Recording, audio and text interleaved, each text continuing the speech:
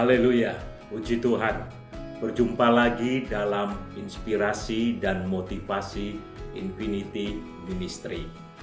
Bulan Oktober ini tema yang diberikan yaitu kesatuan gereja sebagai tubuh Kristus.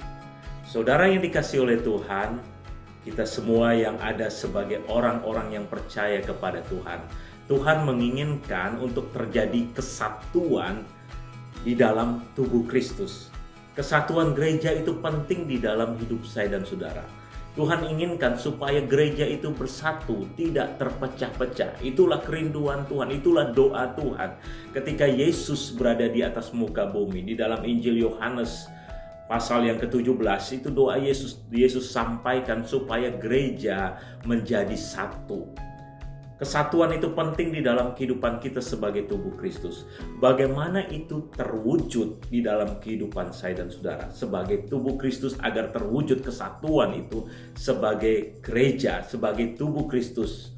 Apa yang harus kita miliki? Di dalam Kolose pasal yang ketiga ayat yang ke-15, Rasul Paulus berkata di situ, dikatakan di sini, saya akan bacakan, dikatakan hendaklah damai sejahtera Kristus memerintah dalam hatimu, karena untuk itulah kamu telah dipanggil menjadi satu tubuh, dan bersyukurlah.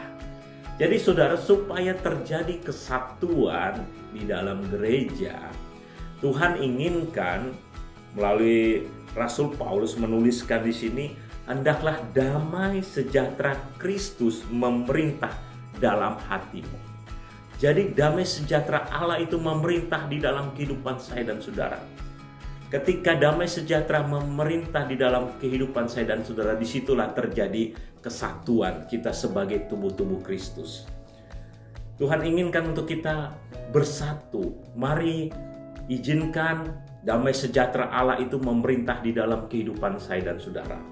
Dan Yesus ketika berada di atas muka bumi, dalam pelayanannya 3,5 tahun bersama-sama dengan muridnya, di dalam Injil Matius pasal yang ke-5, Yesus sampaikan di situ ayat yang ke-9, dikatakan bahwa berbahagialah orang yang membawa damai.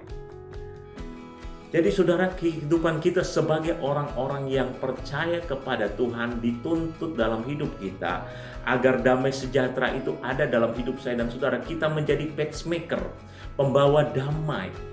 Ketika itu ada dalam hidup saya dan saudara, maka gereja mengalami kesatuan. Ketika tiap-tiap orang yang percaya kepada Tuhan memiliki damai sejahtera itu, damai sejahtera itu memerintah dalam hidup saya dan saudara, maka ada kesatuan di dalamnya.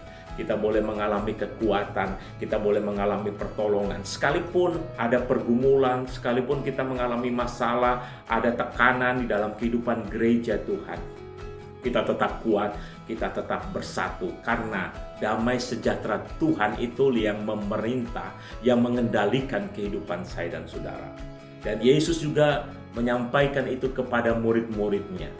Dikatakan dalam Injil Yohanes 14 ayat 27, damai sejahtera ku tinggalkan bagimu, damai sejahtera ku berikan kepadamu, dan apa yang ku berikan kepadamu tidak seperti dunia berikan. Jangan gelisah dan gentar hatimu.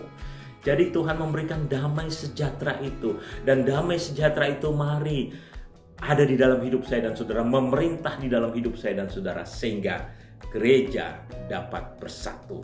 Kita boleh menjadi pembawa-pembawa damai. Kita menjadi pacemaker, pembawa damai, sehingga banyak jiwa-jiwa akan dimenangkan. Banyak jiwa-jiwa boleh percaya ketika terjadi kesatuan di dalam gereja dan damai sejahtera Allah itu memerintah di dalam hidup saya dan saudara, maka ada jiwa-jiwa yang akan datang kepada Tuhan. Dan kesatuan sebagai tubuh Kristus semakin hari semakin kuat, karena damai sejahtera daripada Tuhan itu yang memerintah dalam hidup saya dan saudara. Puji Tuhan, Tuhan Yesus memberkati. Haleluya.